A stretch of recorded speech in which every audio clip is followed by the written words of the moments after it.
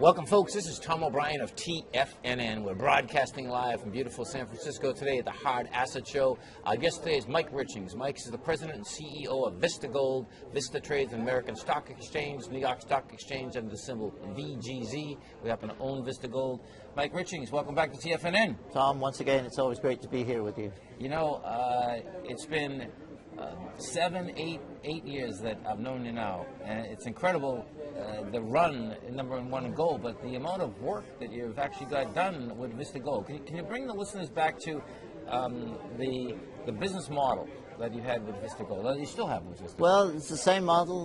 The business model started, as you say, in 2001, 2002, when we decided to go out and acquire as many properties at the bottom of the market, yes, many gold properties, for very low prices. These were properties with already demonstrated and explored and discovered resources, gold, yes, resources. And we were very successful. We built up a very large resource base in the period 2002 through 2006. And the market loved us for doing that. Yes.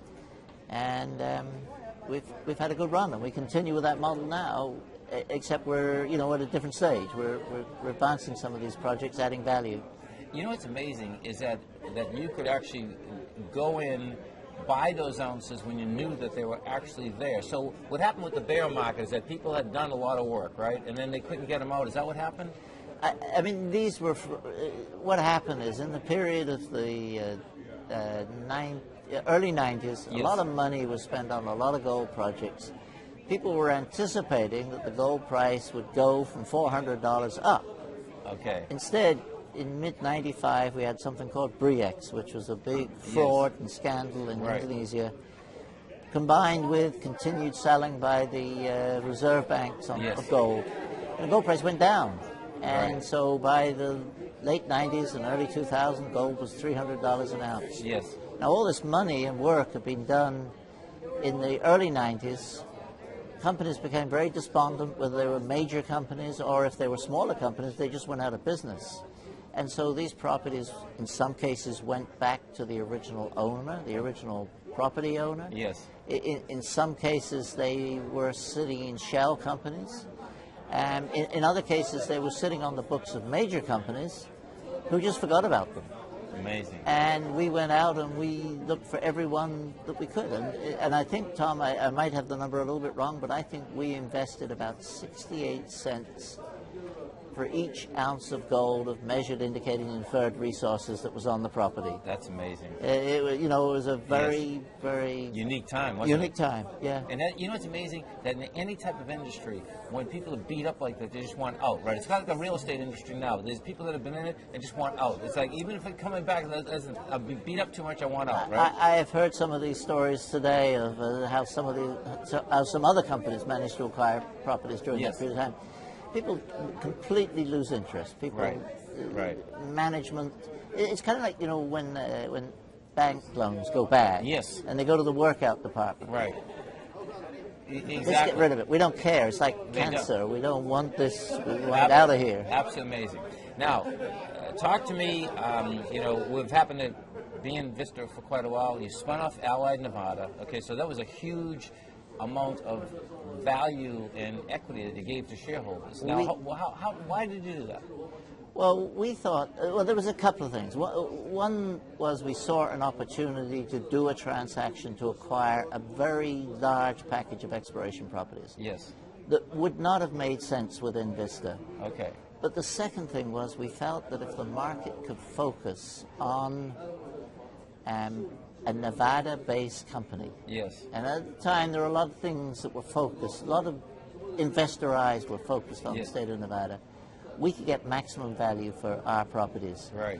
Yeah, there is one other side to this, too. We were not yet ready at that time to go back into production. Okay. We felt that this new company would be well positioned to put our old Hycroft mine back, yes, into production.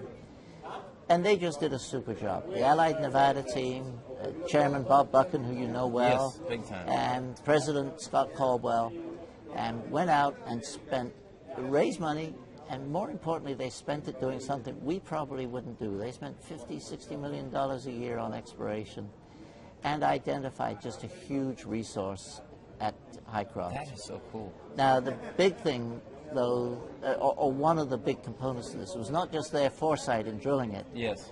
The other big thing was that the silver price advanced considerably during that period of time. From $4 to $6 an ounce up to, well, just recently $30 an ounce and higher. It's come back off again, but it's still 5 times what it was a few years ago. And Highcroft contains a lot of silver. Amazing. And that is really one of the key value drivers for the Highcroft property.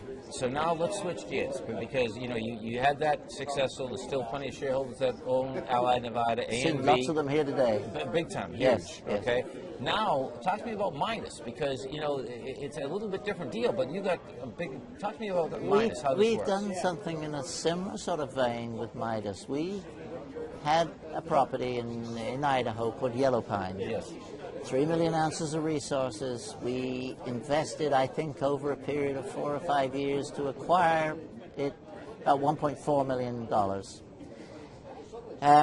It was part of an area where there are a lot of deposits, but they've traditionally and historically they've been split apart for some 90 years. Right.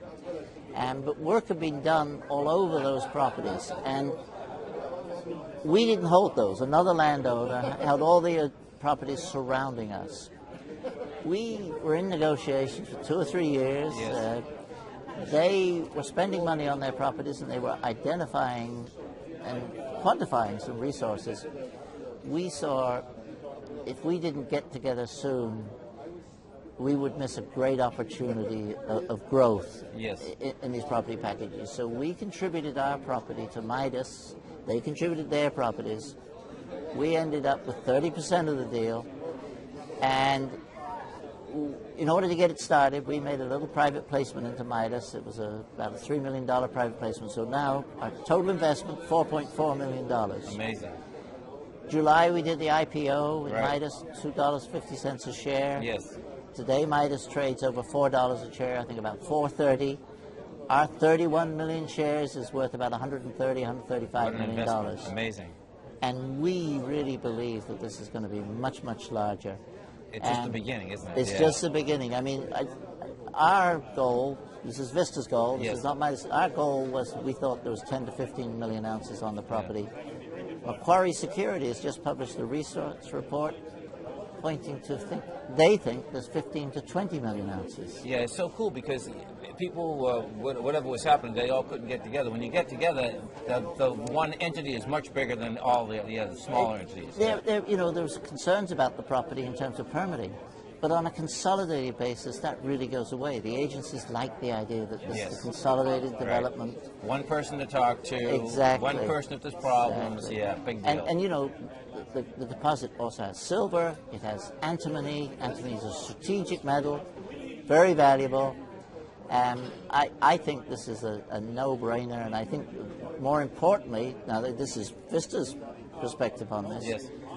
We would expect. We are hoping that sometime in the next 2 years, a major company will take Midas out. That's perfect. So then we will get a multiple because of the value that's increased, and we'll expect a lot of that value will happen shortly. Yes. But then we hope to get a premium as a result of the takeover. Totally. So to us, this is a very, very valuable investment. We've kept it on our balance sheet. We haven't distributed it to our shareholders. That's because we have a very large project ourselves that we're developing. Mount Todd. Mount Todd. This is the monster. Now we're going to go to Australia, folks. Right. Mount Todd was another project. We invested $2 million to acquire this. It was quite a special transaction, and I've explained that to you before. Yes. But we acquired this. It had 3 million ounces of gold. We've done $28 million worth of investment. We've now increased that resource to about 8.5 to 9 million ounces. Amazing. We've completed a preliminary feasibility study. We've got 4 million ounces of reserves. We're working through a bankable feasibility study and should be complete in the first quarter of the year. We fully expect the reserves to increase to about 5 million ounces. And we expect, of course, it will demonstrate a project that is technically and economically feasible. And a great country to do business. Northern Territory is a great country to do business. And beyond that, Tom, as I said, we had an innovative arrangement here. Yes. One of the parties to our agreement to acquire Mount Todd is the Northern Territory government. Oh, isn't that great? And oh, that's they huge. are, in fact, they're not our partners. They Yes. are, but they're very interested in the successful outcome. What happened is, this is a brownfield site. There was a reclamation liability on the site. Okay. Nobody was interested in acquiring it because they didn't want to acquire the liability. Yes. We went to the Northern Territory government and said, look, we don't know if this project will ever make any money, but Right. we're willing to work on it for the next 10 years or more. Right. And, you know, if the gold price goes up and if we do our work, it will be developed. That's the best way to clean up this site. Yes. But you have to keep the reclamation liability until we ask for and you grant us the permits to put the operation back into production. And we spent 3 or 4 or 5 months negotiating and talking about it, and they agreed. Well, it's a good deal for both of you. It is a good deal for both of us, and it didn't take them long to realize it. We believe we've been excellent partners to the government in this regard. Right. They never miss an opportunity to say how this arrangement has worked for us, and we never miss an opportunity to say how good it is to do business in the Northern Territory. You know what's amazing? If people would just always tell the truth and just say, listen, okay, we have expenses, you have expenses. It's amazing the deals that actually can get done, isn't it? It is, yeah. You know, political people aren't always the easiest people to do deals with. No, for sure. Yeah, no. You know, and we've had our own problems in Mexico, So for let's go to example. Mexico, yes.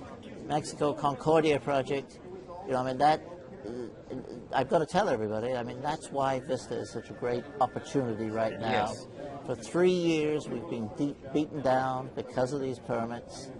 The value of the stock, I think, is a half or a third or maybe even a quarter of where it should be. Yes. Principally, I think, because of these permitting situation at Concordia. Right.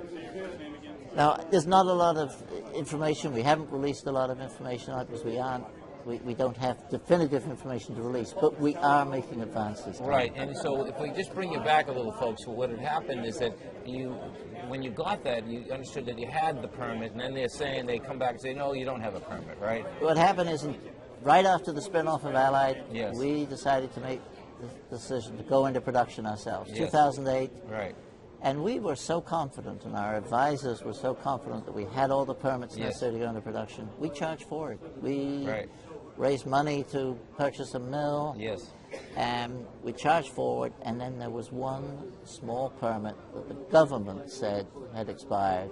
Amazing. Yeah. And we don't believe that with you. particular permit was feasible to expire. Right. As a result, we've been in this sort of no man's land for about 3 years. Just in the last year, we've made some pretty strategic steps. Yes. A large part of the property associated with the development was thought to be federal land, Mexican federal government land. Yes. We have done a lot of research, and we've been in contact with the original owners of the land, and they have actually been doing a lot of work on their own behalf to establish the fact that they actually have legal title to this land. Yes. We have acquired this land now. It is private land. Right. Now, we've had a preliminary reading from the agency in Mexico that handles land matters. They say, yeah, agree, it's private land.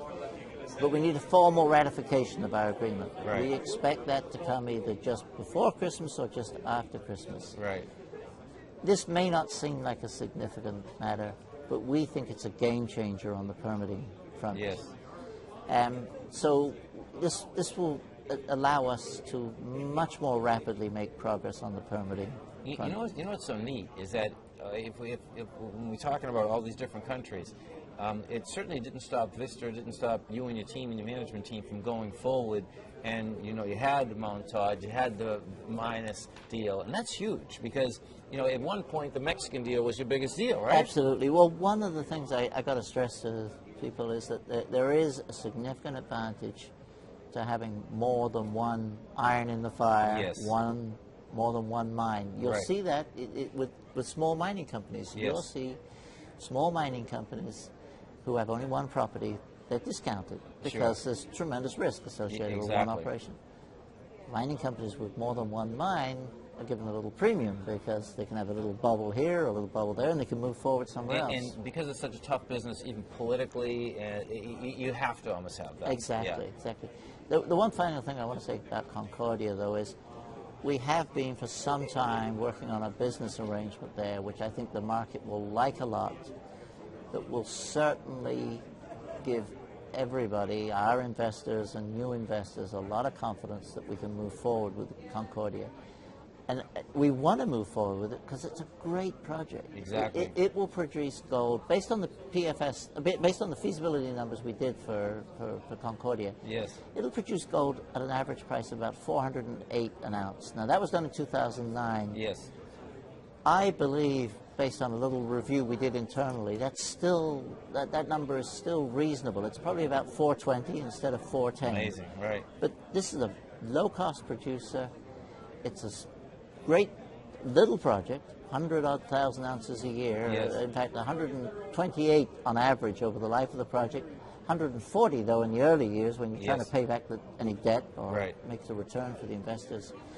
So this is just a very good project, and I think if the market, I believe the market will recognize the value of what we've been working on, and that will be reflected in our stock in the next first half of the year. Well, no, you can see over the years, no doubt, the negotiating skills of you and the team is absolutely huge, because it's one thing finding it, right? Because there's a lot of reserve everywhere, but it's the skills that everyone brings to the table that, hey, listen, we're all going to be winners here. And this is how we're going to be winners. I think we discussed that the other day, Tom. I mean, mining requires such a wide range of skills. Yes. It's not just about mining engineering, it's not just about geology, it's not just about legal matters or financial matters. The whole thing has got to come together to make a project work. And, I mean, that actually maybe brings us to a really good conclusion. I mean, one of the drivers in our whole program here was that we believe a company like ours will eventually sell our assets or be sold as an entity for a premium. Sure. Because small mining companies are inherently not stable.